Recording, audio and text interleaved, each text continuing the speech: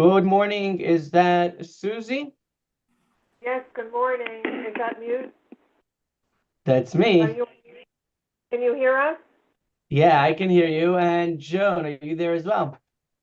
Good morning, Rabbi. How are you? Good. Thank God.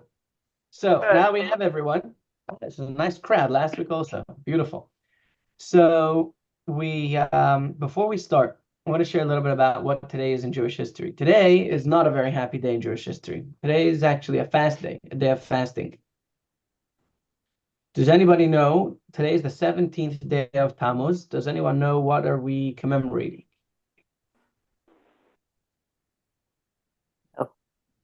Got to be the destruction of a temple. It's always the destruction of a temple. Well, it is Well, related. It's not the destruction of the temple, but let me share my screen. We'll jump right in. There are five things. There are five things that we are remembering on the 15th day of Tammuz. And Lev Moshe, you want to read number one for us? Is that big enough? Yes, no problem. Moses broke the tablets when he saw the Jewish people worshiping the golden calf.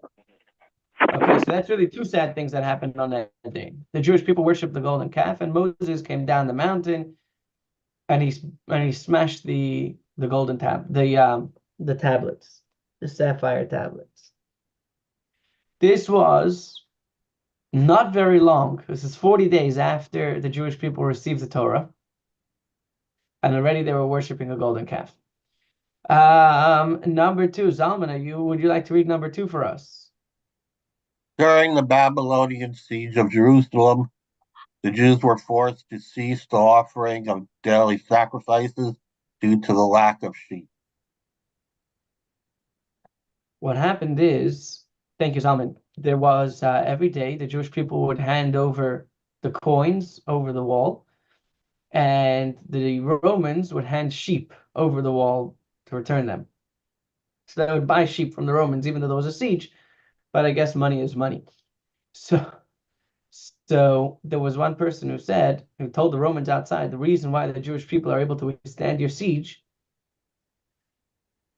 is because of the sacrifices that they offer every day. So the next day, the Jewish people sent the money over the wall, and instead of sheep, the Romans sent over a pig.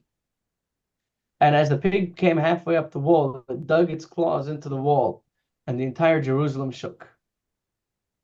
And that was a very sad day because when it came over, there was a pig instead of sheep, and they were no longer able to offer the sacrifice. Number three, there's a big debate about who this Apostomus was and what happened and what are the events surrounding that. But Rita, would you like to read number three for us?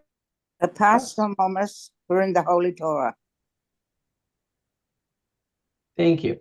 There's a debate whether he was part of the Roman siege in the Second Temple or part of the Greek siege on the First Temple. In any rate, he burned the Torah publicly, which is obviously a great show of disdain for anything that is pure and holy, and is a great source of pain for us. Number four, Bela Esther, would you like to read for us number four? Excuse me. An idol was placed in the Holy Temple. That's pretty self-sufficient. There's also a question, was that done by the Romans or was that done by the evil Jewish king Manasseh when an idol was placed inside the Holy Temple? And the fifth thing that we're commemorating today, Joan and Susie, we have to get your Zoom working again.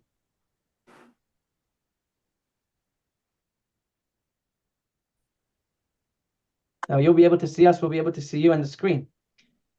Number five is that the walls of Jerusalem were breached by the Romans in the year 69 CE after a lengthy siege, which was the prelude to, in the prelude, I should say. 3 weeks later, after the Jews had put up a valiant struggle, the Romans destroyed the second Holy Temple on the 9th of Av, which is going to be another fast day, which is, sorry? I said, see, what did I tell you? It's always related to that. Yeah, this is definitely a connection.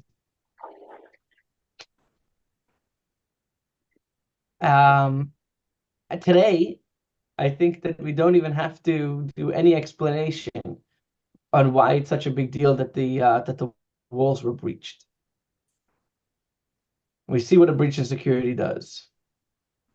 We see all too clearly. And then we saw what happened then 3 weeks later. So today's a day of fasting, a day of introspection over,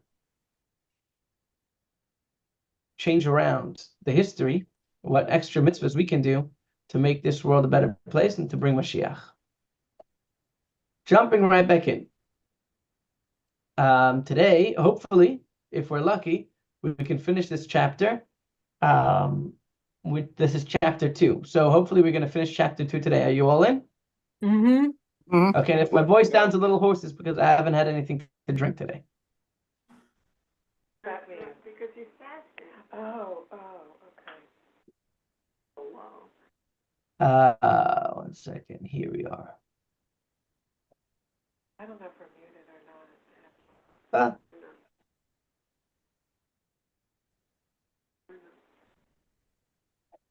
Okay, so last week we finished off that he would increase peace with everyone, even a random person in the marketplace that he's never going to meet again. Tangentially, the Gemara mentions that they said about Rabbi Yochanan ben Zakkai that no one ever preceded him in issuing a greeting. No one ever got the good morning in before he did. Not even a non-Jew in the marketplace, because Rabbi Yochanan would always greet him first. Can you imagine? He was one of the greatest leaders of the Jewish people. He had plenty of things to be busy with. There was no one who got ahead of him in a good morning. It's a big deal. It's a big deal. This is let's look over here. Rava was wont to say the objective of Torah wisdom is to achieve repentance and good deeds. That one should not study and read. That one should not read the Torah and study the Mishnah and become arrogant and spurn his father and his mother and his teacher, and one who is greater than he in wisdom or in the number of students who study before him. As it is stated, the beginning of wisdom is fear of the Lord. A good understanding have all who fulfill them. Meaning anyone who fulfills them have a good understanding. That is a proper learning of the Torah. It doesn't say all who fulfill, but rather all who fulfill them. Those who perform these actions as they ought to be performed, meaning those who do such deeds, who do the Torah and who learn the Torah and do the mitzvahs for their own sake, for the sake of the deeds themselves, not those who do them for their own sake, for the person's own sake. In other words, when you're learning Torah, make sure that it brings you to more humility and to greater observance, and not, God forbid, to the opposite. Rava continued, one who does them not for their own sake. In other words, if a person, like we discussed last week, if a person is learning Torah and it's making him haughty and feel better than everyone else, and etc., then it would have been preferable for him had he not been created. That's hard. Very heavy, huh? Yes. Very heavy. We're gonna learn more about this later on. Probably not today, but we will get more into this. Rav was wont to say, the world to come is not like this world. In the world to come, there is no eating, there is no drinking, no procreation, no business negotiations, no jealousy, no hatred, and no competition. Over here, when he talks about the world to come, I believe he's referring to the world of souls. After we die, this is what happens. Rather, the righteous sit with their crowns upon their heads, enjoying the splendor of the divine presence. Anybody have a question on that? No, it's what I've been taught since I was a young boy.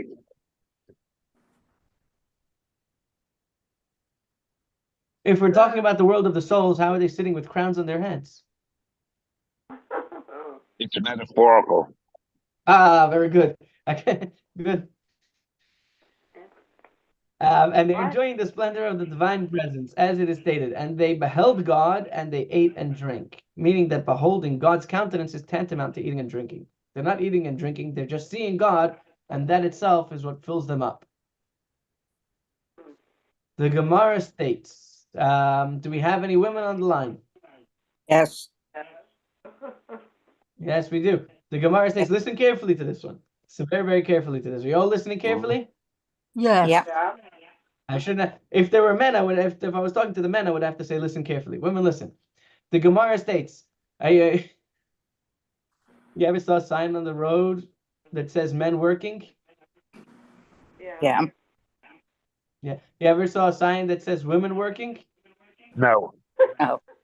When women work, they don't have to put up signs. Right. The Gemara That's states, okay, good. listen carefully. The Gemara states, greater is the promise for the future made by the Holy One, blessed be he, to women than to men. As it is stated in Isaiah, rise up, women, at ease. Hear my voice, confident daughters. Listen to what I say. This promise of ease and confidence was not given to the men. Rabbi said to Rabbi Chia, by what virtue do the women merit to receive this reward of confidence and ease? Rabbi Chia responded, they merit this reward for bringing their children to read the Torah in the synagogue, for sending their husbands to study in the study hall, and for waiting for their husbands until they return from the study hall. When the sages who had been studying there took leave of the study hall of Rabbi Ami. So now we've spoken about what the different sages would say at the end of their prayers. Then we said some of the prayers that they would say when they came into the study hall. And now we're talking about what would happen when they would leave. So Rabbi Ami had a yeshiva, and when the sages who were studying there were leaving, or some say it was the study hall of Rabbi Hanina, they would tell him the following blessing. May you see your world in your lifetime, meaning you should benefit from all the good in the world during your lifetime. And may your end be to life in the world to come. And may your hope be sustained for many generations. May your heart meditate understanding, your mouth speak wisdom, and your tongue whisper praise. May your eyelids look directly before you. I'm not sure what that is a reference to. Your eyelids looking directly before you. Your eyes shine in the light of the Torah, and your face radiate like the brightness of the firmament. May your lips express knowledge, your kidneys rejoice in the upright, and your feet run to hear the words of the Ancient of Days, a reference to God. It's a beautiful blessing. Rabbi, how about with the eyes? Don't stray. Let's look and do what I'm saying. When the sages took leave of the study hall of Rav Chisda, and some say it was the study hall of Rabbi Shmuel Bar, they would say to him the following, sorry? Susie, were you saying something? I said in terms of the eyes, maybe they're saying don't stray. Do as I'm saying now. Do, follow what I'm saying and don't stray. Don't look elsewhere. Just do. Very interesting. Then maybe he'll be able to see all of his students continuing on his path. I like that. That's beautiful. Thank you. Our leaders are leading. There is no breach and no going forth and no outcry in our open places. That was the blessing they would say. So what does that mean? Our leaders are laden. What are they laden with? What does it mean that there's no breach, no going forth, and no outcry in our open places? So our leaders, Rav and Shmuel, some say it was Rabbi Yochanan and Rabbi Elazar, leaders in Torah are laden with mitzvahs. And one said our leaders in Torah and mitzvahs are laden with suffering. Which do you prefer? Mitzvah. Well, the former. Yeah, I would take that also. Okay, we finished number 17a. We're on to 17b. There is no breach. What does that mean? That our faction of sages should not be like the faction of David, from which Achitophel emerged. Achitophel ended up causing a breach in the kingdom of David. Achitophel was a wicked man who ended up giving bad advice to King Shaul, if I'm not mistaken. And no going forth, that our faction should not be like the faction of Saul, from which Doeg the Edomite emerged to set forth on an evil path. And no outcry, that our faction should not be like the faction of Elisha, from which Gehazi emerged. Gehazi was one of the greatest disciples of Elisha. He was actually Elisha's Gabbai, and then he ended up turning off the right path and doing things that he was not supposed to. in our open places that we should not have a child or a student who overcooks his food in public, meaning who sins in public and causes others to sin, as in the well-known case of Jesus the Nazarene. Having cited a dispute about an interpretation of the verse, Rabbi, yes, that Jesus of Nazareth, is that the Jesus of Christianity? I believe so. Usually when it's a good question. There were more than one Jesus, if I'm not mistaken. I don't know the history Now, what did you just say that about well. Jesus? I have a friend over here in the community. Sorry? What did you just say about Jesus? What did you We said about Jesus that he openly rebelled and caused others to sin. Others to sin? Well, Rabbi, Jesus he was Jewish. Yeah. His name was Yeshua. Hebrew name. Jesus was Jewish, and that's why it's such a shanda that he ended up not only sinning, but sinning in public and causing others to sin as well. Did they explain how we sin? Thank you. What was his sin? Yes, please. Okay, so I don't know the history all that well. And there are others who know the history much better than I. But from my understanding, he was not very careful about the observance of the mitzvahs. And there were certain mitzvahs that he caused other people should also not fulfill properly. And so we're davening Okay, thank you. that in our study hall, all the students who leave should be proper students who go in the proper path and do not cause any breaches and do not go and sin out in the public and do not go and cause other people to sin.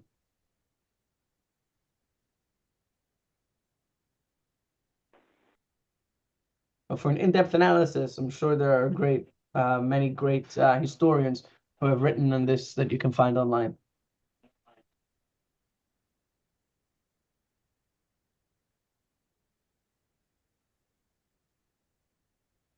Um,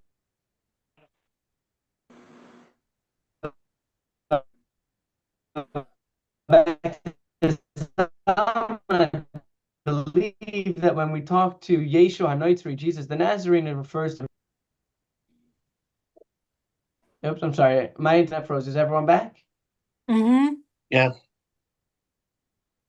Yeah, you hear me now? Yeah. So I was saying that I believe that whenever when the Talmud uses the word Yeshua HaNotzri, it refers to the Jesus that everyone knows. How come some Jewish people have Yehoshua as a name?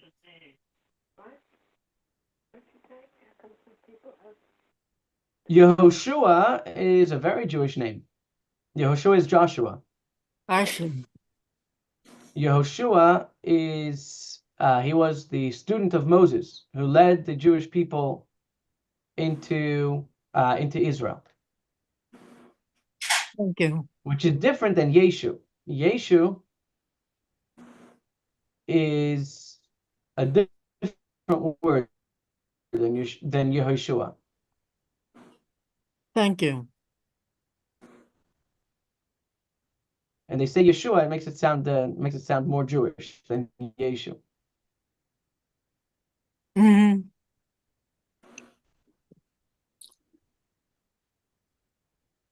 Having cited a dispute about a verse, all right? So this question we just had about the if there are leaders in Torah and they're laden with mitzvahs, or there are leaders in Torah and mitzvahs and they're laden with suffering. And the question was it an argument, a dispute between Rav and Shmuel as to the verse, what the verse means, or was it between Rabbi Yochanan and Rabbi Elazar? So we have another verse, which there's two opinions of what the verse means. And it's unclear whether it was Rav and Shmuel who were arguing or Rabbi Yochanan and Rabbi Elazar. So having cited a dispute with regard to the interpretation of a verse, where we are uncertain whether the dispute is between Rav and Shmuel or Rabbi Yochanan and Rabbi Elazar, the Gemara cites another verse with regard to which is similar dispute. It is said, okay, the verse says in Isaiah also, "Hear me, stubborn-hearted, who are far from charity. So when we talk about the stubborn-hearted people who are far from charity, what kind of people do we think we're talking to?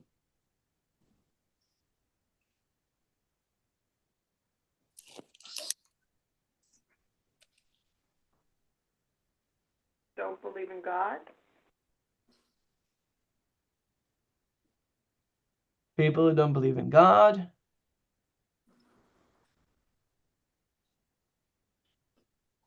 When I studied this while I was preparing, I'm not sure if I learned it the correct way.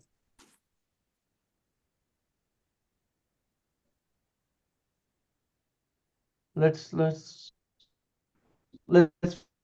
figure this out together. Breaking up. While both agree that the verse is referring to the righteous. So when the verse is referring to the righteous charity, the people are far from that. That was what I thought in the beginning, that the stubborn-hearted people who are far from charity are far from the righteous. But it seems as though we're talking about the stubborn-hearted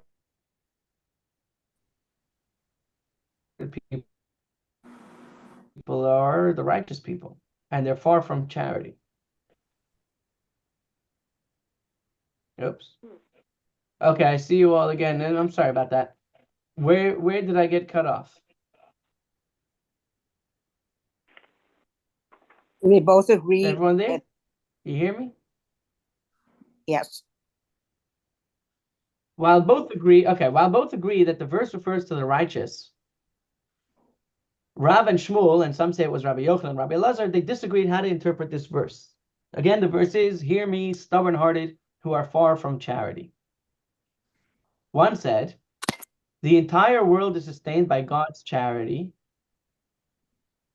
not because it deserves to exist, while the righteous who are far from God's charity are sustained by force because due to their own good deeds, they have a right to demand their sustenance. So if we look at the stubborn-hearted who are far from charity, that's a reference to the Torah scholars.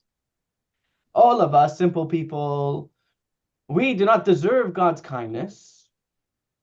1 second, I see. We do not Breaking up a bit. deserve God's kindness, are sustained by charity. It broke up again. I'm sorry about that. Can you hear me now? Mm-hmm. Yes. Okay. So we, the simple people, are sustained by God's kindness. We don't deserve. Did it freeze again? No. No, keep going. No, you can hear me? Okay. So us, the simple people, are sustained by charity because we don't deserve God's kindness. But the righteous who are truly righteous, they deserve God's kindness, and therefore God has to give them all of their need by force.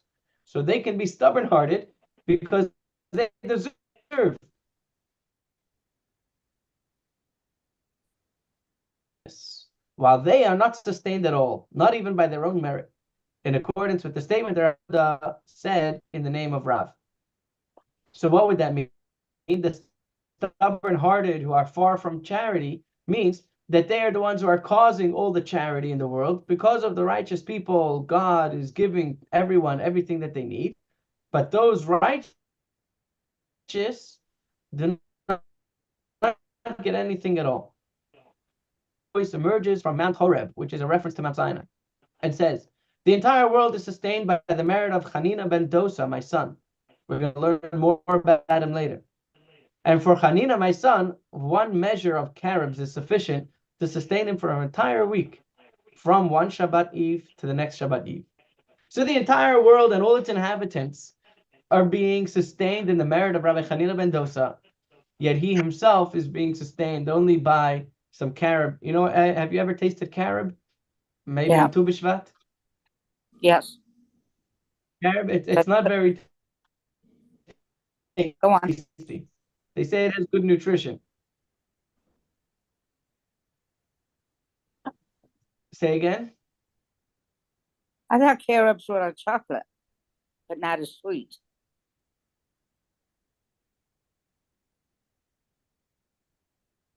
Yep.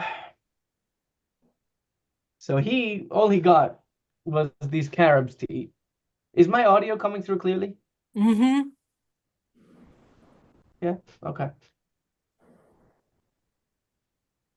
So this entire explanation disagrees because according to this whole explanation, the verse is talking about that the stubborn-hearted are the righteous. But there is another opinion, which is like what Joan said before. This exegesis, this whole explanation disagrees with the opinion of Rabbi Yehuda, because Rabbi Yehuda said, who are the stubborn-hearted?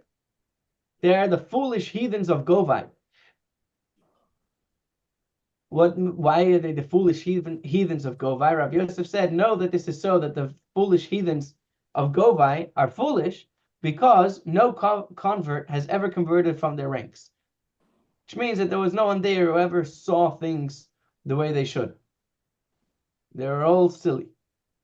Similarly, Rav Ashi said that the heathen residents of the city Masa Machasya are the stubborn-hearted because they witness the glory of the Torah twice a year at the Kala gatherings in Adar before Pesach and in Elul before the high holidays, when thousands of people would congregate and study Torah en masse, yet no convert has ever converted from their ranks. So the stubborn-hearted are those foolish goyim.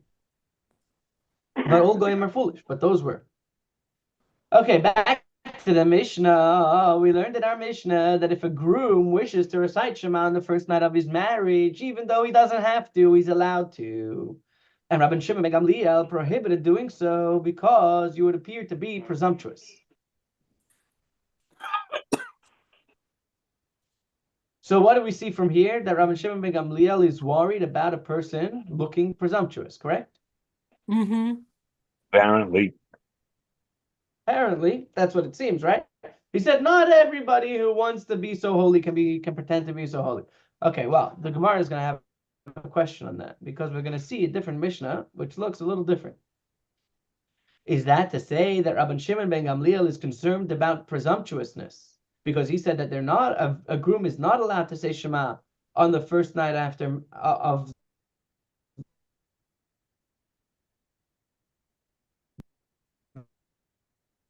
marriage. And the rabbis that they say the opposite, as we learned in a Mishnah.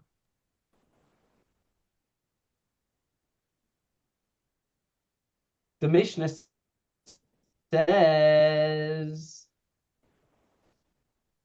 a place where they were accustomed to perform labor on the 9th of Av. What's the 9th of Av?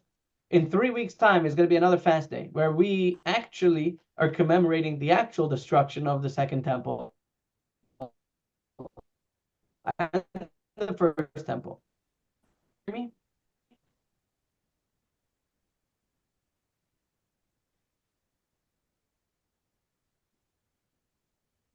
Does everyone hear me? Does Mm-hmm. anyone? Yes, go ahead. Okay. Did I cut out for a bit or it's all clear? Clear. Right now it's clear. Every so often you cut out. Let me do this. I'm going to stop the share for a moment. No, I'm going to do like this, and I'm going to switch to phone audio. I'm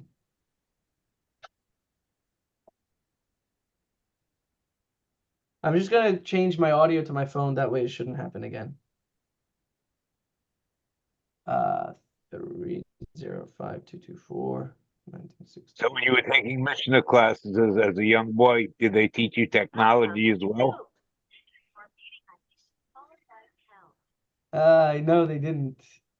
They weren't looking ahead. 3733 pounds. Sorry?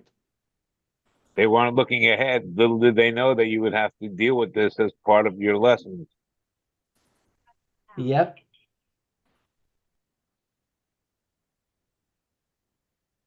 I think we need.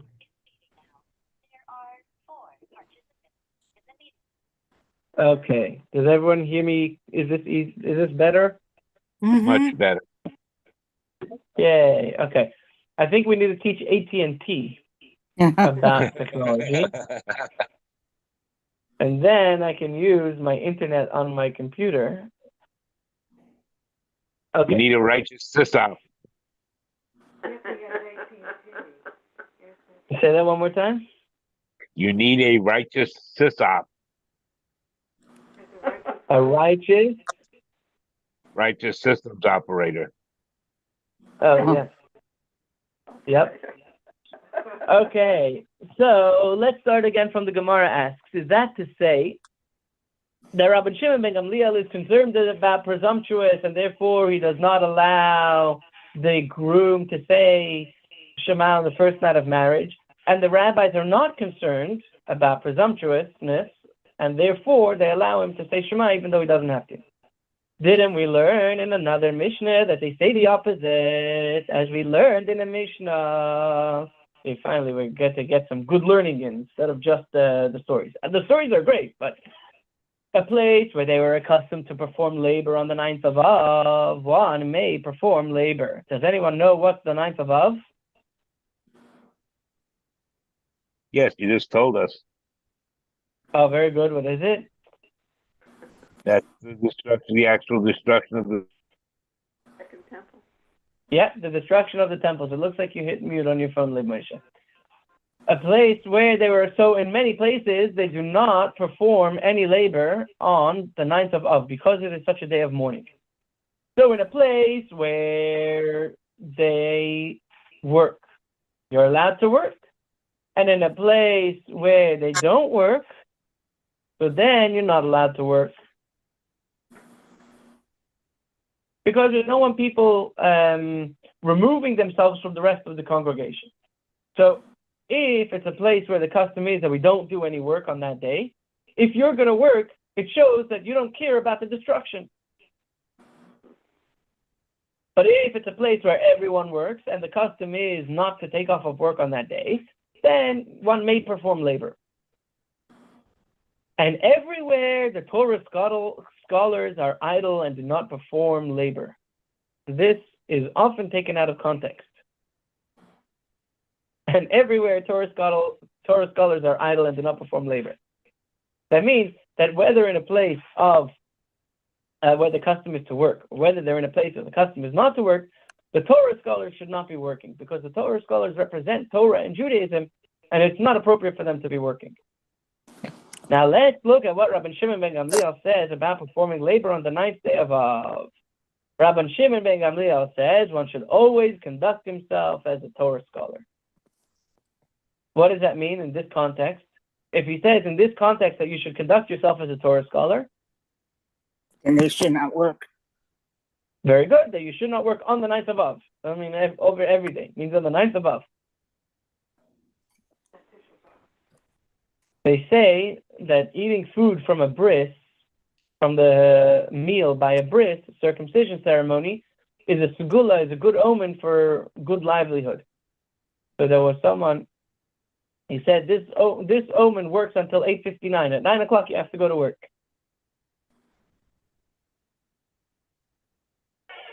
So we see from here that Rabbi Shimon ben Gamliel is saying that you should act as though you're a Torah scholar. Even if you're not a Torah scholar, you should act as though you're a Torah scholar. Is that presumptuous?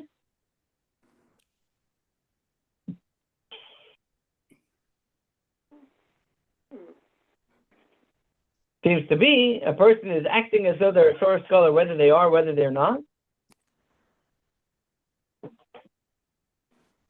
If so, there is a contradiction between the statement of the rabbis here and the statement of the rabbis there. Yeah, we hear you again. So what you missed, Leib Moshe, the bottom line of what you missed is that everywhere, Torah scholars should not be performing labor on Tisha B'Av, on the 9th of Av. And anyone here familiar with the term Tisha B'Av? Yeah. Yeah. So that's the day that we're referring to, the 9th of Av. Tisha B'Av is a very sad day, right? Your Bubby ever tell you why you look like it's Tisha B'Av? You're looking sad or upset? Hey, get the Tisha B'Av face out of here. Yeah, that's Tisha B'Av.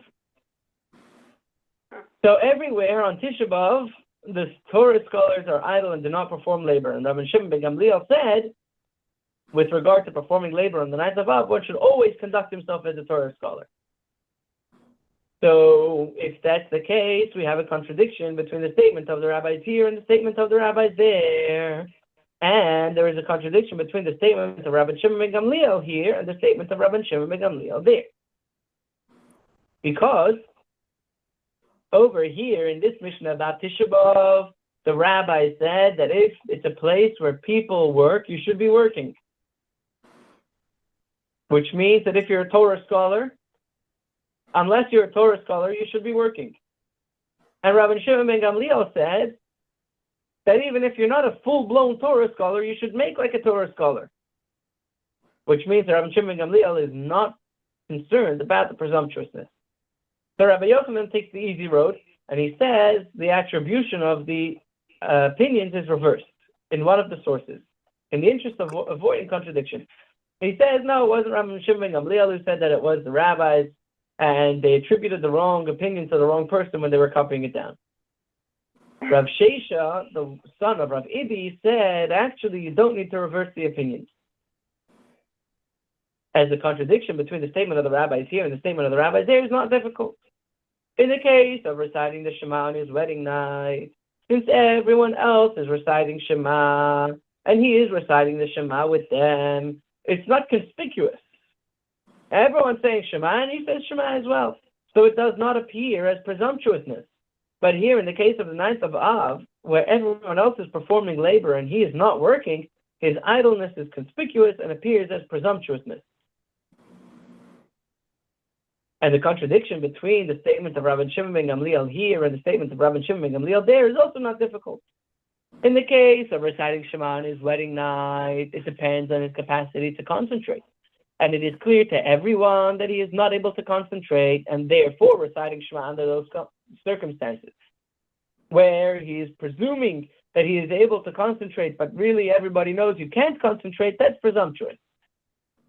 But here, in the case of Tisha B'Av, one who sees him idle says it must be because he has no labor to perform. Go out and see how many idle people there are in the marketplace, even on days when one is permitted to work. Consequently, his idleness is not conspicuous.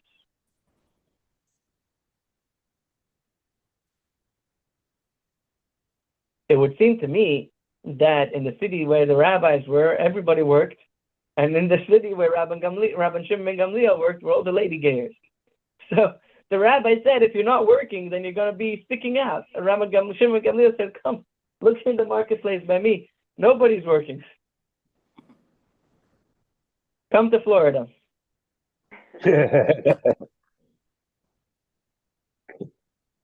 May we return to thee who reads. Let's everybody give ourselves a round of applause. We have finished the second chapter of the first tractate of the Talmud. Kudos to us. Sorry? I said kudos to us. Kudos to us. Very good. We deserve a chocolate cake. But I don't want to do this up. Okay, very Or at nice. least May some- we or at return least to some thee who reads. carob. We have finished some carob cake. I don't even know if you're making it a cake. Yeah, we get some carobs. Okay. We're ready to start the third chapter. We Sure. got 5 minutes. Should we see if we can read the Mishnah? It's a little Only bit if heavy. you do You it. ready? Only if you do it in the sing-song voice. Okay, sounds good. You like the sing-song voice. How about everyone else? Is it helpful or distracting? Song voice. Doesn't bother me. Oh, yeah. It's not in this book. If it ever gets distracting, you let me know. Says Okay. the Mishnah. Sorry? So that's not in this book of, It's not in that book? We're already up to the next book? No, can't be. yeah, sure? the Koran Talmud Bavli. It's not in this book. It only has the first 2 chapters in that book? Yeah, it's the ending. After what you just read, there's a summary of Parak 2. And A then summary of Parak 2, and then after that is the end of the book, or after that does it go to Parak 3? it's the end of the book. And that's all in Hebrew. Well, it's 1-page summary. And then all Hebrew. All Hebrew for how long? For the rest of the book? Yes, for the rest of the book. Okay, time for volume 2. Look at that. We finished the first book. We finished the first book of this English. Oh, look at that. Isn't that exciting? Isn't that exciting? Okay, so I'm going to try and say it real clear. I didn't even know there was a book, so I have the advantage of being disadvantaged. I follow you on screen. Me too. Okay. Yeah, there's a book you can find. I can send you the link if you'd like. Let me know. By the way, did that email come out when I was by the farm? This is a few months ago, right after Pesach. We were talking about dreams, and I told you guys about the 12 psukim, the 12 verses that the Lubavitcher Rebbe said. It's a good thing to say every day. Did that email come through? I got it. I You didn't. got it. I just saw it last night. I was looking through my drafts in my CRM, and I see that this thing is sitting there. I thought I sent it out 2.5 months ago. I sent it out. Okay. Says the Mishnah, one who's this. Wait, Rita, did you say you got it? No, I did not. No. We have to figure out what's going on with Rita. If anybody knows why an iPhone is not receiving emails since the beginning of 2024, please let me know. One whose deceased relative is laid out and buried before him is exempt from reciting the Shema. Meaning someone who has a relative who just died. Not only he doesn't have to say Shema, he also does not have to say the Amidah prayer from the mitzvah to dawn to phylacteries, to fill in for those who don't know what that is, as well as all the positive mitzvahs mentioned in the Torah until the deceased has been buried. Anyone whose deceased relative is just died and has not yet been buried is exempt from all of the positive mitzvahs. Okay. With regard to the pallbearers, does anyone know what pallbearers are? Yes. Of course. Carry the casket. Good. The people are carrying the casket. And their replacements. Meaning there was a second row of people ready to replace the pallbearers. And the replacements of their replacements means that there were a third row of people.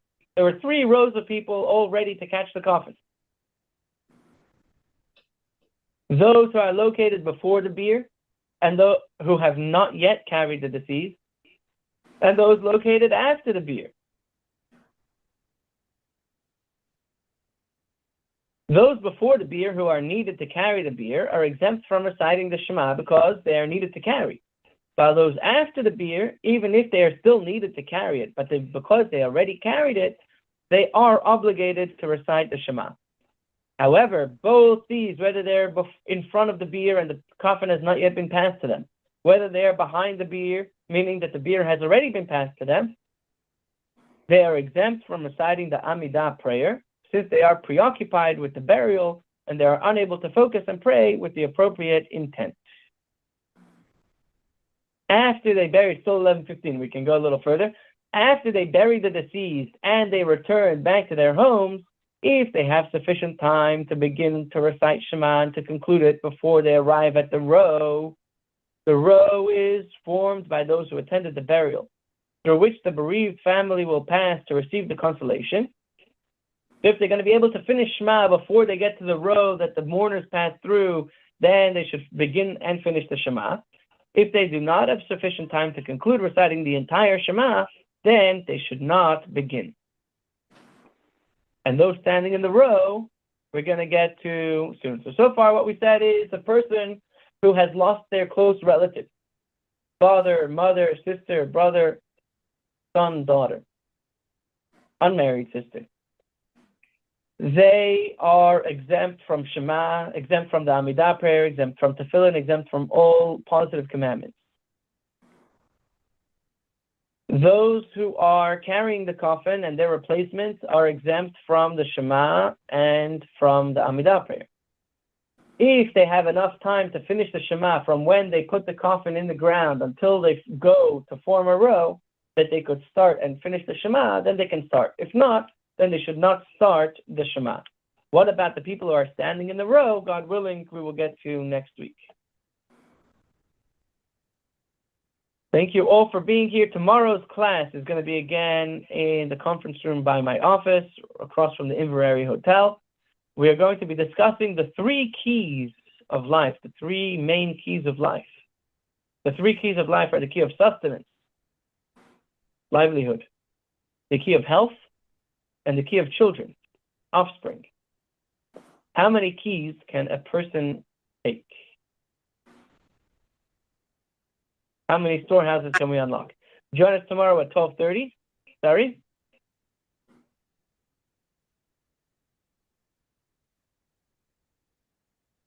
Thank you, Rachel, for coming. Thank you, Bella Esther, for coming. Thank you, Leib Moshe. Thank you, Joan. Thank you, Susie. Wishing you all a wonderful, wonderful week. And God Thank you, willing, we'll Rabbi. see you Thank next you, week. Rabbi. Take care. Wonderful week to everyone, too. Thank you. All the best. Yes. Rabbi, before we go, I just wanted to share with you why I like the sing-song voice. I Please. like it because when you do it, I always picture you as a young man in class learning the Mishnah, and this is how you were taught, and you revert to it when you teach it to us, and it's delightful. Beautiful. Thank you. Rabbi, Yes, it is definitely part of the tradition. Sorry? could you say a prayer for Susie? She's leaving probably on Thursday to go back to South Carolina, and it's a 7.5-hour drive. A prayer for Susie or a prayer for you? For her safety, for her safe trip. There is actually a special traveler's prayer that we say. I'm going to send it to you in an email.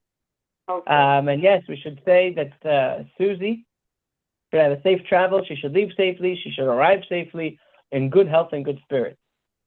Thank you, Rabbi. And Joan, you should be okay without her. Yes, somehow. Thank you, Rabbi.